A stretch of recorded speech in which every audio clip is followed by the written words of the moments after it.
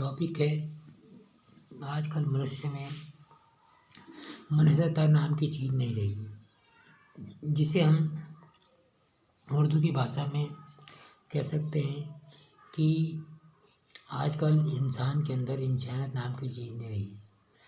जब इंसान के अंदर इंसानियत की नाम की कोई चीज़ ही नहीं रह जाएगी तो फिर बचा क्या? बचा कुछ भी नहीं। इंसानियत को आज के इस पेंटेड फेस ने, जो कि एक आर्टिफिशियल मुखौटा मात्र रह गया है, बड़ा ही मानवता को शर्मसार कर दिया है। समाचार पत्र में एक समाचार देखने को मिला कि जो माँ भगवान का रूप होती है बच्चे के लिए, उसी माँ ने अपने बच्चे को चंद नोटों के टुकड़ों में के लिए यह बलिदान करा दिया। कहने का अभिप्राय यह है कि वो करोड़ों में ही समझ लो, वो जो कागज़ के टुकड़े थे जिन्हें हम ग्रामीण भाषा में जो है पर्चियाँ ही कह सकते हैं, इसके अलावा कुछ नहीं, कागज़ी पर्चियाँ, वो बड़ी या वो बच्चा बड़ा जिसके लिए जो है जिगर का टुकड़ा कहा जाता है। विचारणीय प्रश्न है। कभी जब मनभावन वाणी विलास कार्यक्रम के प्रोग्राम प्रोड्यूसर पद्मानंद काला कक्षा 5 या 6 में थे, उस समय हम काशीपुर नैनीताल में थे। गीता भवन काशीपुर नैनीताल में जो है एक स्वामी जी आए, तो सारी जितने भी स्वामी जी हैं सब आसन पर बैठकर जो है भाषण देते हैं, लेकिन वो स्वामी जी ऐसे थे कि बिस्तर पर बैठे बैठे लेटे लेटे भाषण दे रहे थे। उनके दोनों तरफ माइक थे, पीकदान लगा हुआ था। शायद वो कुछ शारीरिक रूप से अस्वस्थ थे, इस कारण उन्होंने ऐसे जो है प्रबंध कराया होगा। लेकिन आज भी उनकी बात हमें याद आती हैं। उन्होंने कहा था कि एक ऐसा युग आएगा कि जब मनुष्य ही मनुष्य को खाएगा। ये जो कलयुग है ये बहुत ही विकट और राक्षसी युग है। इसमें जो है मानवीय संबंध कोई महत्व नहीं रखते, मानवीय संबंध तार तार हो जाते हैं। यह धन को ही अधिक महत्व दिया जाता है। अब जैसे कि अभी आपने सुना ही होगा कि एक माँ ने चंद कागजी पर्चियों के जो है लिए, हो सकता है वो करोड़ों में हों, जो है 30-35 करोड़ के आसपास नहीं हों, तो जो जिगर का टुकड़ा जिस माँ ने जो अपने बच्चे को 9 माह गर्भ में धारण किया होगा, वो बच्चा बड़ा या वो कागजी टुकड़े बड़े। कहने का मतलब मनभावन वाणी विलास कार्यक्रम के प्रोग्राम प्रोड्यूसर ने आज से जो है 65 साल पहले का भी युग दिखा और आज का भी युग दिख रहे हैं। पहले जो है मनुष्य के अंदर मनुष्यता थी, प्यार मोहब्बत था, लेकिन आज के भौतिकवादी अर्थ प्रधान भौतिकवादी युग में, प्रगतिशील भौतिकवादी युग में कुछ नहीं रह गया है। सिर्फ चेहरे, बाहर से चेहरे सही दिखाई देते हैं, लेकिन अंदर दिखाने से कुछ और होता है। हालांकि हम ये बात मानते हैं कि सभी एक जैसे नहीं होती। 90% व्यक्ति सही भी होते हैं, लेकिन 10% व्यक्ति मानवता को शर्मसार कर देते हैं। अब दूसरा समाचार पत्र में ये देखने को मिला कि एक ने जो है कुतिया की 6 पिल्लों में से 3 पिल्लों को जान से पटक पटक कर मार दिया। बोलिए उन बेचारे नवजात शिशुओं ने, जो कुतिया के पिल्ले थे, उन्होंने उसका क्या बिगाड़ा। हो सकता है साथ क्या हूँ करते रहे होंगे। आप जिसने उनको पटका होगा वो जो है मदिरा में मस्त रहा होगा और उसको जो है उन पिल्लों का क्या करना पसंद नहीं आया, तो उन्होंने उसको मार दिया। एक तरफ तो उदाहरण है भगवान गौतम बुद्ध का कि भगवान गौतम बुद्ध ने जो है अपने चचेरे भाई देवदत्त को हंस का शिकार मारने पर जो है उसको टोका। कक्षा 2 में आप सभी ने पढ़ा होगा, जो हमारे साहित्य के व्यक्ति हैं, अरे देखो इस बेचारे को किसने तीर मार दिया, कितना सुंदर पक्षी है, कैसा हाँफ रहा है। वह रात गौतम बुद्ध के भाई चचेरे भाई देवदत्त ने एक हंस का शिकार किया था और वो हंस उड़ता हुआ गौतम बुद्ध की गोदी पर आ गिरा था। ये घटना ये बताती है कि मनुष्य को पशुओं से प्रेम करना चाहिए। तो वहीं दूसरी ओर एक श्रीमान जी ने कुतिया के 6 पिल्लों में से 3 पिल्लों को पटक पटक कर जान से ख़त्म कर दिया। तो ये मानवता को शर्मसार करने वाली बातें हैं। केवल कहने का मतलब बाहर से तो सभी व्यक्ति एक जैसे लगते हैं, बड़े सुंदर लगते हैं, बड़े सज्जन लगते हैं। चेहरे हैं, भगवान ने 2 ही तरह का रंग बनाया है, एक गोरा रंग एक काला रंग। भगवान ने स्वयं गोरा रंग नहीं चुना, अपने लिए काला रंग ही क्यों चुना? ये विचारणीय बातें हैं, क्योंकि गोरे रंग में सारे ऐप खप जाते हैं, किसी को कोई ऐप दिखाई नहीं देता। सब देखने वाले देखते कि हाँ कितना सुंदर चेहरा है, लेकिन उसके भी उस चेहरे के पीछे जितनी विकृत मानसिकता भरी होती है, रुग्ण मानसिकता, विकृत मानसिकता भरी हुई होती है, वो तो एक न एक दिन व्यवहार मात्र से सामने ही आ जाती है। तो कहने का अभिप्राय है सभी अपने भाई बहन एक जैसे नहीं हैं। 90% जो है दैवी जो सकारात्मक प्रवृत्ति की दैवी प्रकृति जो है प्रतिभा संपन्न व्यक्ति होते हैं, वो इस धरती को इस भारत भूमंडल को और न केवल भारत भूमंडल को बल्कि संपूर्ण वसुंधरा को स्वर्ग बनाने का प्रयत्न करते हैं। उनके माता पिता और वे धन्यवाद के पात्र हैं। वे और उनके माता पिता वास्तव में वंदनीय, प्रशंसनीय, पूजनीय और सराहनीय हैं, जिन्होंने ऐसी जैसे संतान रूपी रत्नों को जन्म दिया है। वे अपने देश भारतवर्ष का है सिर गौरवान्वित करते हैं। तो दूसरी ओर 10% ऐसे नकारात्मक प्रवृत्ति के व्यक्ति होते हैं जो है इस धरती को नहीं चाहते कि ये धरती स्वर्ग बने, इसको नर्क बनाए रखने में उनको आनंद आता है। तो यह खींचतान से लगी हुई है। दैवीय प्रतिभा से संपन्न व्यक्ति जो धरती को, संपूर्ण धरती को, वसुंधरा को, रत्न गर्भा वसुंधरा को स्वर्ग बनाने का प्रयत्न करते हैं। वहीं नकारात्मक प्रवृत्ति की जो दुष्ट मानसिकता के व्यक्ति होते हैं, वे जो है इस धरती को, रत्न गर्भा वसुंधरा को जो है नर्क बनाने में जो है प्रयत्नशील रहते हैं।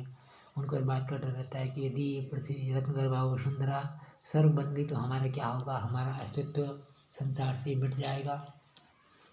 तो ये युगों से परंपरा चली आती रही है।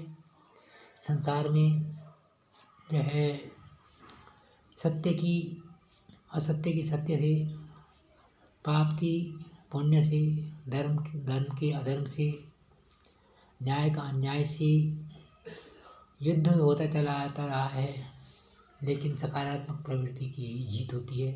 चाहे कोई भी युग हो, चाहे कलयुग हो, द्वापर हो, सतयुग हो, त्रेता हो, यह ईश्वरीय वेद वाक्य है, सत्य में जयते नान्यतम। सत्य परेशान तो हो सकता है लेकिन पराजित नहीं हो सकता, सत्य की जीत होती है। क्योंकि जो व्यक्ति सत्य के मार्ग पर चलता है उसके मन और मस्तिष्क और शरीर के अंदर जो है दैवीय जो है प्रतिमाएँ होती हैं। सभी देवता प्रसन्न होकर उसकी मन, मस्तिष्क और शरीर में अपनी अपनी शक्तियाँ यह भर देते हैं। सत्य का आचरण होने के कारण वे व्यक्ति साक्षात सत्यनारायण बन जाते हैं।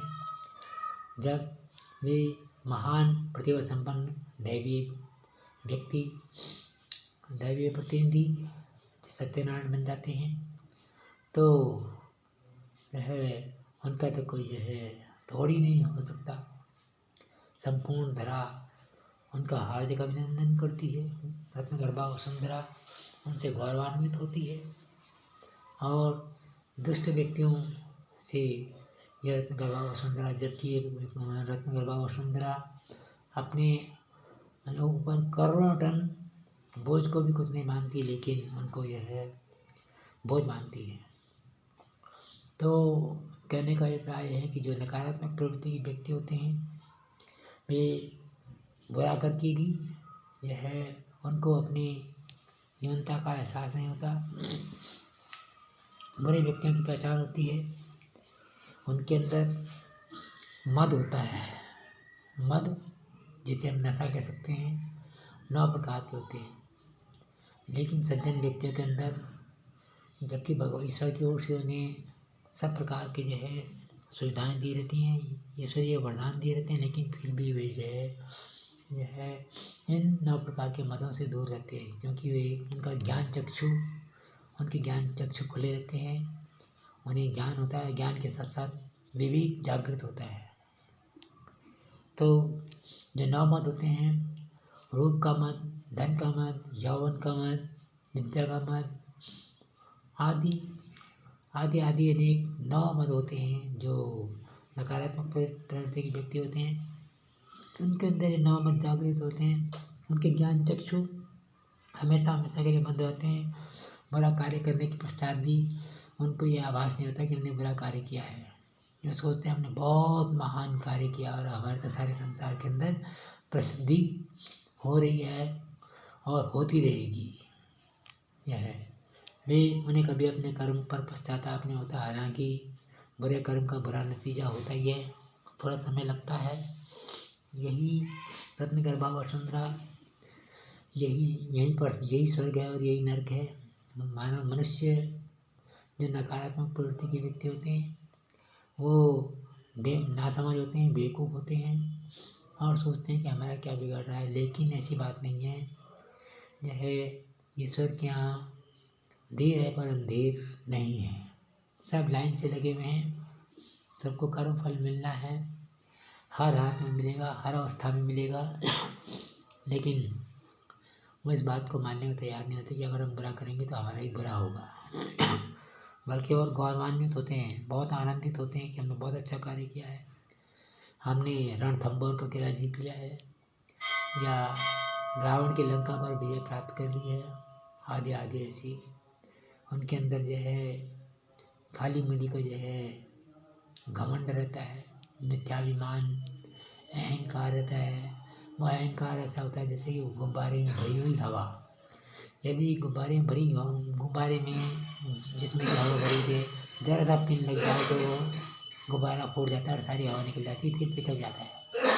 हालांकि उन व्यक्तियों की ऐसी अवस्था होती है, लेकिन क्या करें, अपना दिल, अपना दिमाग, अपनी बुद्धि, वे स्वयं को बहुत बुद्धिमान समझते हैं और दूसरों को बेवकूफ़ समझते हैं।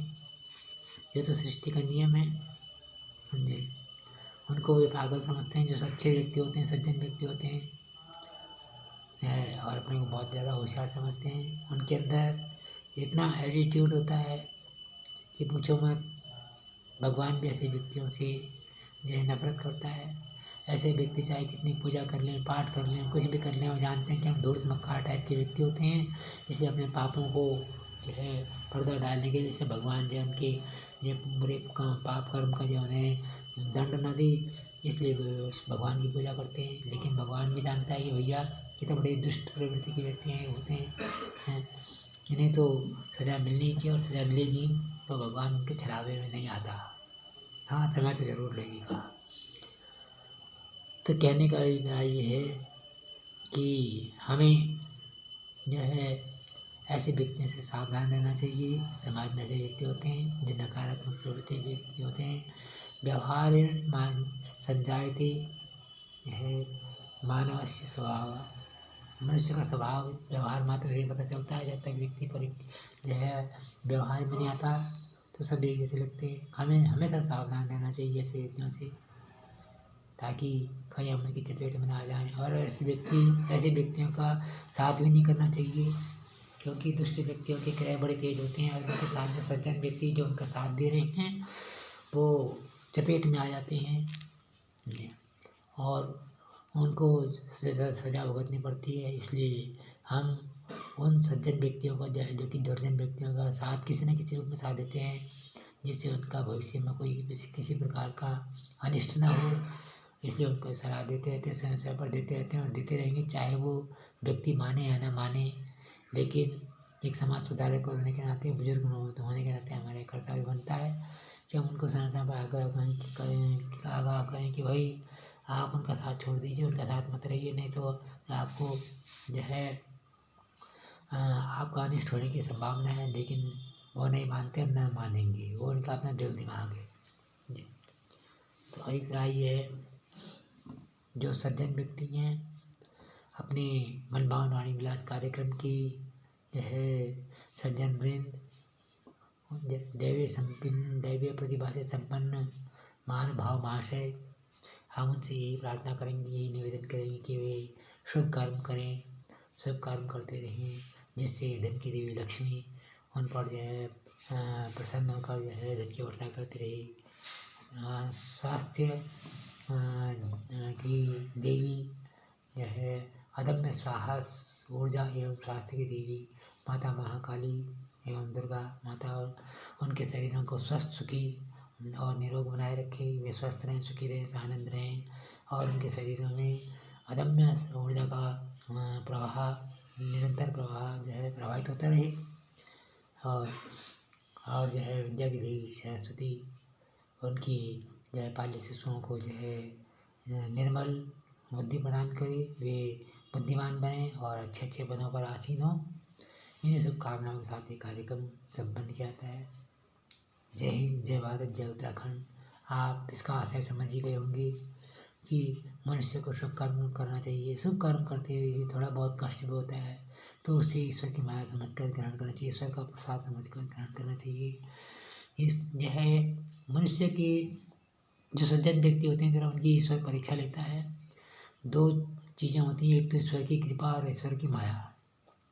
जो अधिकांश व्यक्ति ऐसे होते हैं ईश्वर की पूजा इसलिए करते हैं कि वो ईश्वर उनको श्रेय जो है प्रिय मार्ग प्रदान करे, प्रिय माने प्रिय लगने वाली वस्तुएं प्रदान करे।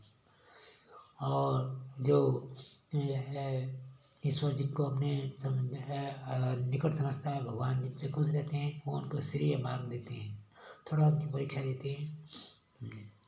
तो इसमें विचलित नहीं होना चाहिए। इसी के साथ हम आप सबका हार्दिक अभिनंदन करते हुए इस कार्यक्रम को संपन्न करते हैं। हमें आशा ही नहीं और पूर्ण विश्वास है कि आप इस कार्यक्रम को समझ गए होंगे। आजकल जरा हमारी भी परिवार की स्थिति सही नहीं है, श्रीमती जी का स्वास्थ्य बहुत ही खराब है जी, तो जो है कार्यक्रम नहीं बनाए जा सक रहे हैं। आजकल जो है कहने का मतलब बसंतकालीन बीमारियाँ चल रही हैं, तो आप स्वस्थ रहें, सुखी रहें, आनंद रहे और मौसम से जरा बच के रहें। जय हिंद, जय भारत, जय उत्तराखंड।